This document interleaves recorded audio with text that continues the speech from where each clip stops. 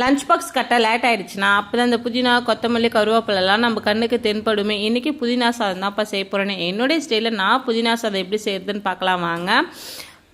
Mixie சாரில் ஒரு கைப்பிடி அளவு புதினா நல்லா க்ளீன் பண்ணி எடுத்து வச்சுருக்கேன். அது கூடவே 3 பச்சை மிளகா, 4 பல் பூண்டு, ஒரு சின்ன துண்டு இஞ்சி, தேவையான அளவுக்கு உப்பு, ஒரு சின்ன நெல்லிக்காய் சைஸுக்கு புளி சேர்த்துருக்கிறேன். நீங்கள் புளி வேணாலும் கூட விட்டுடலாம். ஆனால் புளி சேர்த்தா சாதம் மதியம் வரைக்கும் கெடாமல் நல்லா டேஸ்டியாகவே இருக்கும். 2 ஸ்பூன் போல் தண்ணி ஊற்றி நல்லா நைஸாக இந்த பதத்துக்கு அரைச்சி எடுத்துக்கலாம். தாளிப்புக்கு கடாயில் 4 ஸ்பூன் போல் எண்ணெய் ஊற்றிக்கோங்க. ஃபஸ்ட்டு கடலைப்பருப்பு தனியாக வறுத்து தனியாக எடுத்து வச்சுக்கலாம். அதுக்கப்புறம் நம்ம சாதம் மிக்ஸ் பண்ணோம் இல்லைங்களா, அப்போ இந்த கடலைப்பருப்பு போட்டு மிக்ஸ் பண்ணிக்கலாம். இப்போ 1/2 ஸ்பூன் போல் கடுகு, 2 வரமிளகா, ஒரு கொத்து கருவேப்பிலை, ஒரு பிஞ்ச் அளவு பெருங்காயத்தூள் சேர்த்துக்கோங்க. வாசனையும் டேஸ்ட்டும் சூப்பராக இருக்கும். அதுக்கப்புறம் நம்ம அரைச்சி வச்சுருந்த விழுதியும் சேர்த்து நல்லா மிக்ஸ் பண்ணிக்கோங்க.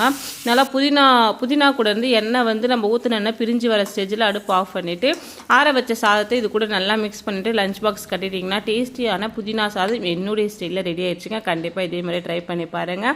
இந்த வீடியோ பிடிச்சிருந்தா லைக் போட்டுக்கோங்க.